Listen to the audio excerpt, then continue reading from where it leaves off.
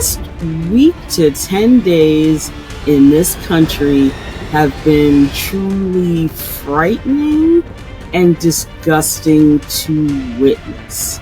He said diversity was bad because, of course it is. DEI was terrible. Women shouldn't really be in the military.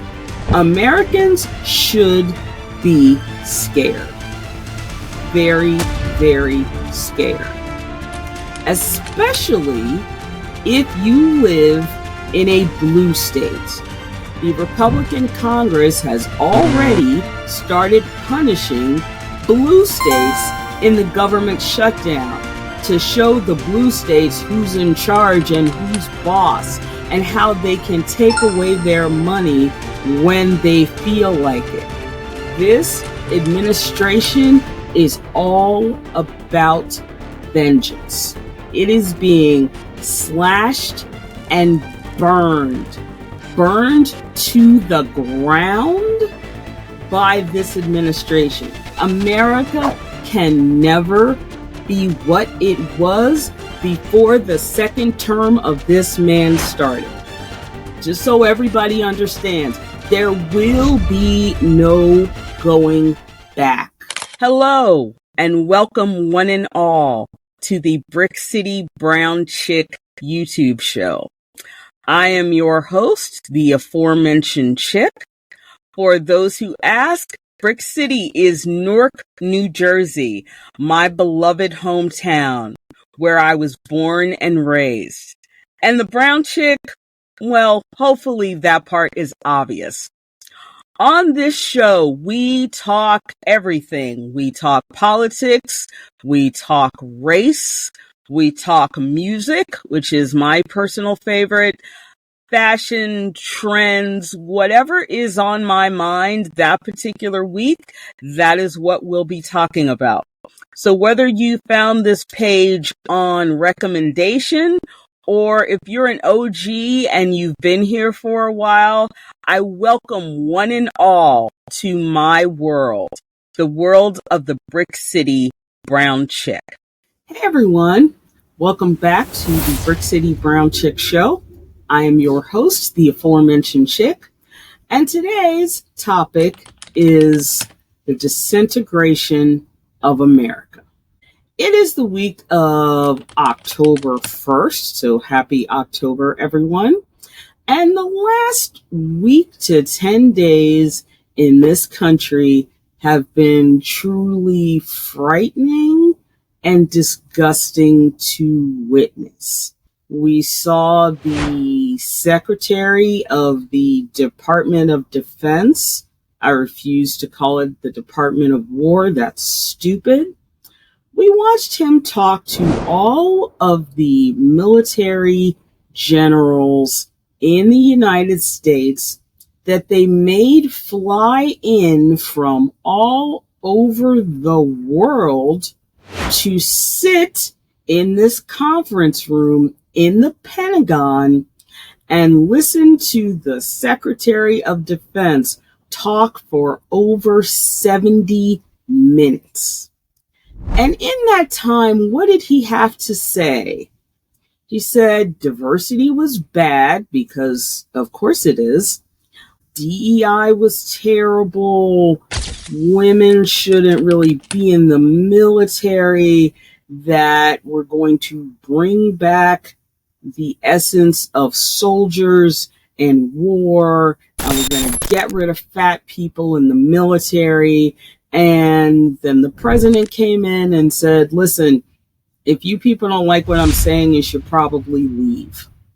And of course they didn't leave, right? Because the military, in addition to preparing men for war, is all about regimen and discipline and following orders and not giving any feedback. That's not what goes on in the military if you want to be there for more than a minute. So they all sat and listened to this crazy performative quote unquote policy. And most Americans who saw it, that I heard feedback from were absolutely horrified, especially veterans. People who used to be in the military were horrified to hear these messages, but they were not unexpected. I think the unexpected part was forcing all the military high-ranking officials into a room at the Pentagon, because most of us thought, is it really a good idea for all of our enemies to know that all of our generals are in one place and not at their posts in various parts of the world? That just seemed kind of insane, when this really could have been a Zoom meeting. I think it was just a test of loyalty to see if these mostly men at this point, and mostly white men at this point, would agree to whatever was being said. Now, there have been some reports coming out of the White House that the president wanted all these people in a room because he, as the commander-in-chief, which is his right, by the way, this is not an unusual thing, unlike a lot of the stuff he does, he's going to evaluate each one of them individually. Okay, so he says he's going to talk to all these people and size them up and decide if they can keep their jobs. This is the part he's entitled to, or if he's going to fire them on the spot. Gee, given his racist predilections, I wonder who's gonna get fired. Just a question. So that happened this week. And then, of course, the big topic of conversation, the shutdown of the federal government. Now, a lot of people ask the basic question, why is the government shut down? The government is shut down because the government currently does not have an operating budget. That's Congress's job. They extended the budget back in March to the end of the fiscal year, which was September 30th. So now we're in October, and there's still no resolution of the budget. So when that happens, the government is shuttered. Now, what does that mean? It not only means that a lot of federal workers are furloughed, and what furloughed is it's the fancy federal word for laid off. So that's what it means. There are a lot of workers who are currently not working, but even more galling than that is there are a lot of federal workers who are working and not getting paid. For example, if you are a military person, if you're enlisted or you're an officer, doesn't really matter, you still have to report to work every day and know that you're not going to get paid. It is a really insane way of doing business, shall we call it. Now, what most people think they know is that when the furlough ends, in other words, when Congress passes a budget, that all of those people who were either furloughed or working without pay will get paid. That is not necessarily true. That is also up to Congress. And given how hateful and vengeful and nasty this Republican-run Congress is, that may not happen. It has never not happened, but there are a lot of things currently going on in America that have never happened. A part of the Constitution that a lot of people don't know about is the part about authorizing federal funds. And what the Constitution says is Congress has the power of the purse. Period. That's what it says. However, just last Friday, the U.S. Supreme Court decided that the president has the authority to deny aid if he chooses to. Those two things, Congress has the power of the purse, but now the president can deauthorize aid, are in direct conflict. The two of those together don't make any sense. But because this court is hell-bent on ensuring that this president becomes a dictator, they have decided to change the law. Americans should be scared. Very, very scared. Especially if you live in a blue state. If you are New York, if you are California, if you are Vermont, if you are New Jersey, if you are Maryland, where I live, you should be afraid. The Republican Congress has already started punishing blue states in the government shutdown to show the blue states who's in charge and who's boss and how they can take away their money when they feel like it. This administration is all about vengeance. And the president made that very clear when he was running. He said if he got back in office, he was going to take revenge on his enemies. And he has spent the last 10 months doing almost nothing but that. And so America really needs to have a come to Jesus moment about who it is and what it wants to be. If we are going to continue our, as people call it, experiment in democracy, then all of the things that are currently happening have to be stopped. Can they be stopped? Not in our current iteration. The Republicans have the presidency, the House of Representatives, and the Senate.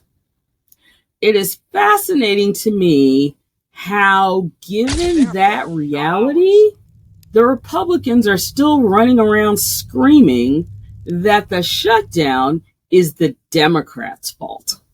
How exactly can that be the case when they're the ones running the government? There has been all sorts of speculation about how long this shutdown is going to last. Sometimes it's a couple of days or 5 days or 10 days. It's gone more than 30 days in the past. And as we get closer to the holidays and federal workers are not paid, there is going to be a lot of pain. This president has also made it clear that he is looking at this as an opportunity to get rid of more democratic policies. And also, he is going to look to this as an opportunity to do more mass firings of federal workers. I realize that for a lot of Americans, there is not a instinctual empathy for federal employees, especially for Maga people. They think federal employees are stupid, are lazy, do not deserve their jobs, all this type of thing. The disconnect that a lot of people have is that a lot of the services they depend on, Medicaid, Medicare, veterans benefits, SNAP, welfare, all of those things are administered by the federal government. Social Security, that's a big one. And so with the government shut down, none of those things will be functioning. So if you live on Social Security, don't expect your Social Security check if this goes on for a couple of more weeks. If you live on veterans benefits, don't expect your veterans benefits if this drags on. That is the reality of what federal workers do. A story that has not gotten a lot of press that I found interesting over the last few weeks is, as big and as bad and as bold as Elon and Doge was about firing federal workers several months ago, several of those workers have been called back to work because the realization has set in like, oh, we arbitrarily fired all these people, not really understanding what they did. And now we can't do any of it because nobody knows how. They lived in this fantasy, ridiculous, stupid vision that, oh, we can replace all these people with AI and it won't be a problem. No, that is not the reality of the world. And so thousands of federal workers who had been fired have had to be called back to work. That doesn't make the front page the way firing them did. We don't want to talk about the reality that we had to rehire most of them. We're just going to talk about the fact that we fired them. And I can pretty much guarantee you that if the president gets his way and fires a whole new crop of federal workers, at some point they're going to have to be called back too. So we are in this endless loop of inflicting pain on people who, by the way, did nothing except their jobs. We're going to fire them and hire them and fire them and hire them and make everybody believe that we've trimmed the government and we've gotten it under control. There are two realities that Americans seem not to want to accept that I've never understood why is confounding. You can't run a country without taxes because you need money, and you can't run a government without people. Period. Those are not debatable. Those are just facts. So I really don't know what it's going to take for this country to wake up to the reality that it is being slashed and burned to the ground by this administration. But that's the reality. I keep hearing people talk about, we just have to make it through 3 more years and then he'll be gone. He will be gone.